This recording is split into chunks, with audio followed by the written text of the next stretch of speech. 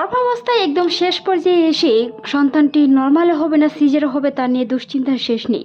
আজকের এই ভিডিওতে আলোচনা করব কয়েকটি গুরুত্বপূর্ণ বিষয়। আশা করছি ভিডিওটি মনোযোগ সহকারে দেখবেন। নর্মাল ডেলিভারির ক্ষেত্রে কিছু বিশেষ লক্ষণ মায়েরা আরও আগে টের পেয়ে থাকেন, যেটি ডেলিভারির অন্ততপক্ষে 15 থেকে 20 দিন আগে সেই লক্ষণগুলো প্রকাশ পায়, কিংবা ডেলিভারির অন্ততপক্ষে 2 দিন আগে হলেও সেই লক্ষণগুলো প্রকাশ পায়। যদি এই লক্ষণগুলো দেখে থাকেন তাহলে বুঝতে হবে আপনাকে নর্মালে সন্তান প্রসব হবে, এমনকি আপনার জরায়ুর মুখ খুলতে শুরু করেছে।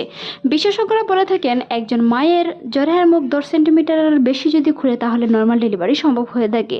বাচ্চার পজিশন স্যাফালিক থেকে শুরু করে একজন মায়ের উচ্চতা এবং স্বাস্থ্যের উপর নির্ভর করে বাচ্চার পজিশন ঠিক আছে কিনা সেই বিষয়গুলো লক্ষ্য করে একজন মায়ের নর্মাল ডেলিভারি হবে কিনা সেটি বিবেচনা করা হয়ে থাকে। বিশেষজ্ঞরা বলে থাকেন একজন সন্তানের ওজনের উপরও নির্ভর করে একজন মায়ের গর্ভে যখন সন্তানের ওজন 3 থেকে 5 কেজি হয়ে যায় তখন সেই সন্তানটি নর্মালে সম্ভব হয় না। যদিও 10 সেন্টিমিটারের বেশি জরায়ুর মুখ খুলে তাহলে অনেক সময় বিভিন্ন ধরনের সমস্যায় পড়তে হয়, নিজ সিজার করতে হয়, কিংবা অনেক সময় নিজ কিছুটা কেটে নিতে হয়। সেই সমস্যার সম্মুখীন হতে গেলে অনেক সময় বাচ্চার ওজন সঠিক পজিশনে থাকা খুবই গুরুত্বপূর্ণ। একজন মায়ের ডেলিভারি ডেট দেওয়ার আগেও অনেকের ব্যথা উঠে থাকে, অনেকের পরেও উঠে থাকে। যদি আপনার এই লক্ষণগুলো প্রকাশ পায়, তলপেটে ব্যথা, চিনচিন ব্যথা অনুভূত হওয়া, ঝুনিপথে কিছুটা টাইট অনুভূত হওয়া, ঝুনিপথে চিনচিন ব্যথা হওয়া, সাদা স্রাবের পাশাপাশি কিছুটা খয়েরি বর্ণের স্রাব যাওয়া, তাহলে আপনাকে বুঝতে হবে জরায়ুর মুখ সংকুচিত হয়েছে, এমনকি আপনার কয়েকদিনের ভিতরে নর্মাল ডেলিভারি হয়ে থাকে। অনেকে বলে থাকেন নর্মাল ডেলিভারি কত সপ্তাহে হয়ে থাকে। একজন মা সুস্থভাবে যদি সন্তান প্রসব করতে চায় সেই ক্ষেত্রে একজন মা 38 থেকে 40 সপ্তাহের ভিতরে নর্মাল ডেলিভারি করে থাকে। অনেক সময় মায়ের যে ডেলিভারি ডেটটি দিয়ে থাকে আলট্রাসাউন্ড রিপোর্টের মাধ্যমে তার 1 সপ্তাহ আগেও হতে পারে, তার 1 সপ্তাহ পরেও সন্তান প্রসব হতে পারে। তাতে নিয়ে দুশ্চিন্তার কোনো কারণ নেই। যদি আপনার বিভিন্ন ধরনের শারীরিক সমস্যা, ব্লিডিং হয় বা পর্যাপ্ত পরিমাণে সাদা স্রাব যায়, সাদা স্রাবের পাশাপাশি খয়েরি রঙের স্রাব যায়, তাহলে আপনাকে বুঝতে হবে ডেলিভারি ডেটের আগেই আপনার ডেলিভারিটি হয়ে যাবে।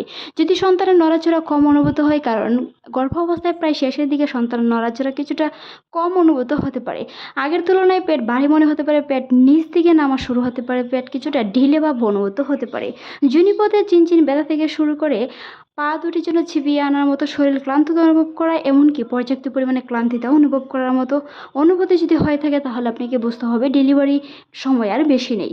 মনে রাখতে হবে একজন মা যদি ডেলিভারি করাতে চান তাহলে অবশ্যই পর্যাপ্ত পরিমাণে হাঁটাচলা করতে হবে গর্ভ অবস্থার প্রায় শেষের দিকে। যখন আপনি হাঁটাচলা নিয়মিত করবেন, সেই ক্ষেত্রে ব্যায়াম করবেন, তাহলে কিন্তু আপনার সন্তান নিজ দিকে অ্যাক্টিভ থাকবে, যার কারণে কম ব্যথায় অনেক সময় নর্মাল ডেলিভারি হয়ে যাবে।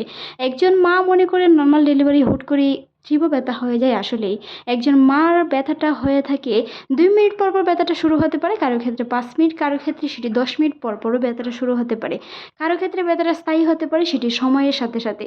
যত আপনার সময় যাবে সেই ক্ষেত্রে কিন্তু ব্যথাটা তীব্র হতে থাকবে। ডেলিভারির ব্যথাটি যত সময় যাবে চিনচিন ব্যথাটি অনুভূত হতে হতে ব্যথাটি আস্তে আস্তে তীব্র হয়। তাতে নিয়ে দুশ্চিন্তার কোনো কারণ নেই।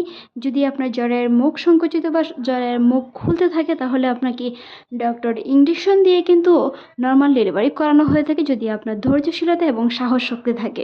অবশ্যই পারিবারিকভাবে সাপোর্ট ও শক্তি রাখুন। নিজে ভেঙে না পড়ে অবশ্যই পর্যাপ্ত পরিমাণে সাহস রাখার চেষ্টা করুন। একজন মা নর্মালে সন্তান নিতে গেলে তার পারিবারিক সাপোর্ট, এমনকি শরীরের বিভিন্ন ধরনের সমস্যা এড়িয়ে মানসিকভাবে প্রস্তুত থাকা খুবই গুরুত্বপূর্ণ। সন্তান নর্মালে হবে সেটা সবচেয়ে ভালো, কারণ একজন মা সুস্থ থাকার জন্য একটা সন্তান নর্মালে হওয়া খুবই গুরুত্বপূর্ণ বিষয়, এমনকি পরবর্তীতেও যেন সন্তান খুবই তাড়াতাড়ি হয়, এমনকি সন্তানের কোনো ধরনের সমস্যা না হয়, সেই বিষয়গুলো পদক্ষেপে নর্মাল ডেলিভারির ভূমিকা অনেক রয়েছে। ব্যথা ওঠাকালীন সময় যদি আপনি চিনচিন ব্যথা অনুভূত হয়ে থাকে সেই সময় কি করবেন? অনেকেই আছে ঠান্ডা জাতীয় খাবার খেয়ে থাকেন, তবে মনে রাখতে হবে যখন আপনার ডেলিভারি পেনে উঠবে তখন কিন্তু গরম খাবার খাওয়ার চেষ্টা করুন, ঠান্ডা খাবার এড়িয়ে চলুন, হাঁটাহাঁটি করার চেষ্টা করুন। শুয়ে বসে থাকলে বাচ্চা উপর দিকে উঠে যেতে পারে, যেটি আপনার পরবর্তীতে পর্যাপ্ত পরিমাণে ব্যথা খেয়ে বিভিন্ন ধরনের সমস্যা হতে পারে। তাই যদি আপনার ডেলিভারি পেন উঠে সেটি আপনি বুঝতে পারেন, পারিবারিকভাবে বুঝতে পারেন, কিংবা ডক্টরের নিয়েও বুঝতে পারেন, তাহলে অবশ্যই হাঁটাহাঁটি করার চেষ্টা করুন। হাঁটলে একজন মায়ের যখন ডেলিভারি পেন ওঠে তখন সে হাঁটাটা খুবই কষ্ট, তবেও যদি হাঁটতে পারেন তাহলে কিন্তু নর্মাল ডেলিভারিটা ইজি হয়ে যাবে।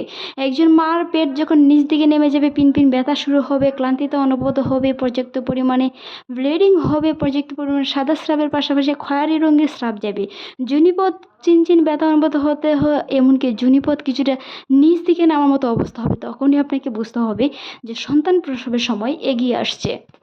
পেন ওঠার সাথে সাথে গরম কোনো কিছু খাবার খাওয়ার চেষ্টা করুন, এমনকি সবসময় অ্যাক্টিভিটি থাকার চেষ্টা করুন।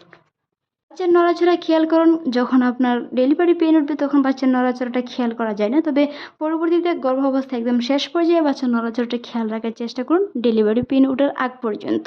কোনো ধরনের সমস্যা এড়াতে এবং পর্যাপ্ত পরিমাণে শারীরিকভাবে সমস্যা হলে বা ঘটার মতো কোনো ধরনের সমস্যা হলে অবশ্যই হাসপাতালে চলে যেতে হবে।